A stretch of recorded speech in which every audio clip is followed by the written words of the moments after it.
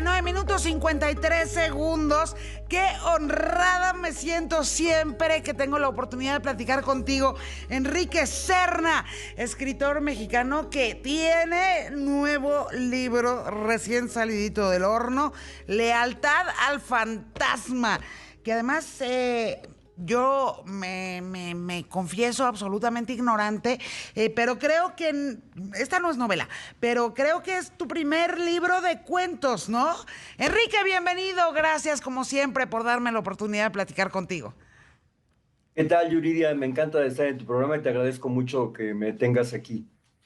Oye, Lealtad al Fantasma, porque estamos acostumbrados a leer tus novelas que son tremendas, tremendas y nos tienen ahora sí que enganchados desde la primera hasta la última línea y quisiéramos que no terminaran tus historias. Y no sé, parece absolutamente novedoso leerte, Enrique, en formato cuento, que además pues no son historias cortitas, son historias que tienen aliento largo, pero la verdad es que este formato es como novedoso para quienes estamos acostumbrados a leerte siempre en clave de novela, ¿no?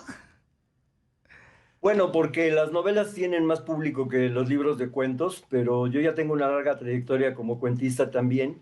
Este es mi cuarto libro y hay mucha gente que me conoce quizá más como cuentista que como novelista.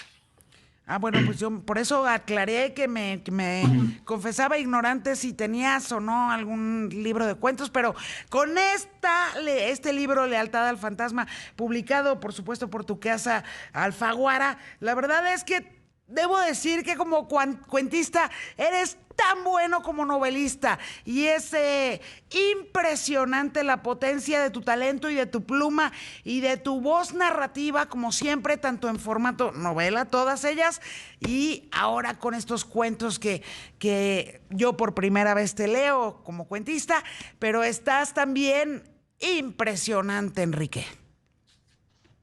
Pues te lo agradezco mucho y vamos a ver qué piensan ahora los lectores y los críticos.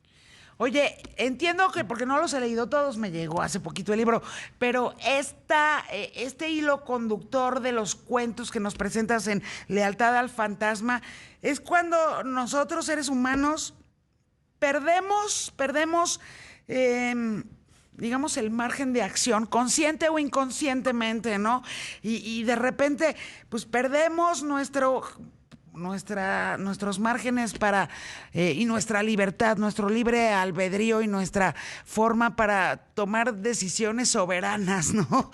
Por así decirlo, y decisiones que en efecto recaigan, insisto, consciente o inconscientemente, solo a partir de nuestras decisiones conscientes. Pues así es, yo quise explorar los conflictos de una serie de personajes que por distintas razones ceden el timón de sus vidas o descubren que se los han arrebatado, ¿no? Pero también mostrar la otra cara de la moneda, que son los móviles y la conducta de los invasores de almas, ¿no? Y entonces, con estas dos fuerzas que se encuentran y que chocan, ¿no? Pues escribí una serie de ficciones cuya tónica creo que es el humor negro, pero un humor negro que parte de un compromiso emocional fuerte con mis personajes, ¿no? Oye, y además con unos títulos, Enrique, que el primero, que es El Anillo Maléfico, la verdad es que podría invitar a pensar en una historia de fantasía y casi en una historia que una saga, ¿no? Y este cuento es un cuento perfecto y además grandes lectores y lectoras, amigos nuestros, ellos dicen que es un cuento perfecto, que es una historia de verdad de esas que resultan prácticamente insuperables. Bueno, el título sí alude un poco a esos cuentos fantásticos Así o a es. los cuentos de hadas, ¿no? Y es que ese, digamos, motivo simbólico del anillo dentro de la historia tiene una gran importancia, ¿no? Al grado de que se va convirtiendo casi como en un objeto mágico, ¿no? A pesar de que no es un cuento fantástico, pero sí es un cuento donde hay un juego metaliterario en donde un personaje se encuentra con su autor. Enrique Serna, que siempre siempre has encontrado como en los bordes de la literatura justamente nuevos espacios de creación literaria. Y tú eres un virtuoso, Enrique, que siempre ha llevado, ahora lo dices con un nombre hermosísimo con el que como seres humanos apenas nos estamos familiarizando, metaliteratura, porque ahora estamos en el universo del meta tanto, el meta universe, el meta todo, pero la verdad es que tú y tu genio, tu genialidad, siempre han estado en el borde de la literatura, llevándonos un poco más allá de lo que han explorado todos tus colegas, hombres y mujeres en el pasado, y eso es también es un acto de valentía como escritor. Bueno, pues en estos cuentos hay varios protagonistas que son don Juanes decadentes, ¿no? Que es un tema que a mí me atrae mucho, porque me parece que en los tiempos que corren es muy necesario hacer una crítica o una autocrítica de la masculinidad, ¿no? Así es. Y pues con los años que yo ya tengo, he aprendido bastante el tema y creo que me gusta mostrar cuál es nuestra ridícula vanagloria, ¿no? Oye, Enrique, ¿y cómo fue que decidiste después porque no debe haber sido fácil para ti, pues volver a la página en blanco después del exitazazazo en el que se convirtió tu novela inmediata anterior, ¿no? En donde nos contaste, pues ahora sí como que, digamos, el génesis del nacimiento del chayote en México, por así decirlo, el vendedor de silencio, hiciste digamos, una arqueología, porque yo pues, lo llamaría de esa forma, ¿no? Una arqueología de la corrupción periodística en nuestro país, y la verdad es que pues le fue fantástico a esa novela. Y entonces sentarte de nuevo la página en blanco, Enrique, y ahora con este librazo.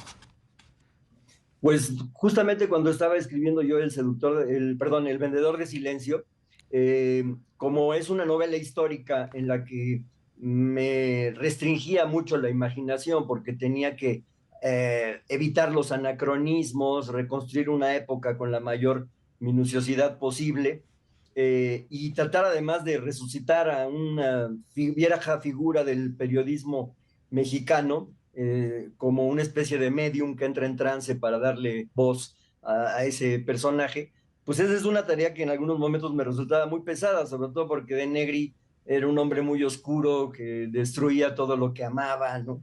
Y pues me costó trabajo entrar en su mentalidad, y creo que la imaginación para escapar de esa tarea tan difícil, en mi caso empezó a fugarse y a inventar historias que me resultaban más placenteras porque en ellas la imaginación era libre, ¿no? Y yo fui anotando muchas de esas ideas, y ya después de publicado El vendedor de silencio durante la pandemia me dediqué a escribir estos cuentos. Bueno, pues la verdad es que quien no haya leído El vendedor de silencio, Enrique, que corra a leerlo, y quien no haya leído cualquiera de tus novelas, y ahora yo me entero porque qué vergüenza que no lo sabía yo, que sí ya tienes varias publicaciones de cuentos antes de tus novelas, que han sido todas ellas fantásticas. La verdad es que corra a leer a Enrique Serna, porque no hay uno solo de tus libros que no nos tenga colgados de principio a fin, y tú eres una de las grandes glorias de las letras mexicanas de este siglo, y la verdad es que te felicito como siempre, y para mí siempre es no nada más un placer, sino un honor platicar contigo, casi tanto como leerte. Pues te lo agradezco mucho, Yuriria, y que me permitas hablar con tu auditorio. Y por lo pronto ya está Lealtad al Fantasma, a la venta en todos lados, ya está allá afuera, tanto en formato papel como en formato electrónico. Yo siempre digo que hay que comprar los dos, porque el papel pues siempre es una delicia, y el electrónico te podemos llevar, digo, con el papel también, pero hay quienes sabemos que el electrónico también lo que evita son divorcios. En la noche puedes seguir leyendo hasta la hora que te dé la gana. Claro. Ya Y es muy está. cómodo, ¿no? Así es, ya está allá afuera. ¿Lo vas a presentar próximamente, Enrique? Sí, pero todavía no sé en dónde, ya lo anunciaré oportunamente. Nos invitas, nos convocas, Enrique Serna, Lealtad al Fantasma. Te mando un abrazo enorme y en cuanto te vea, pues me lo firmas, porque eso sí, el formato digital lo que no nos permite cuando platicamos en esta nueva modalidad, pues es que me firmes mi libro. En cuanto te vea, me harás el favor. Encantado, claro. Te mando un abrazo enorme, Enrique Serna, de verdad una gloria de la literatura en nuestro país. Lealtad al Fantasma, editorial Alfaguara, ya está disponible en todos sus formatos y ya en todas las librerías. Tengo que ir a la pausa.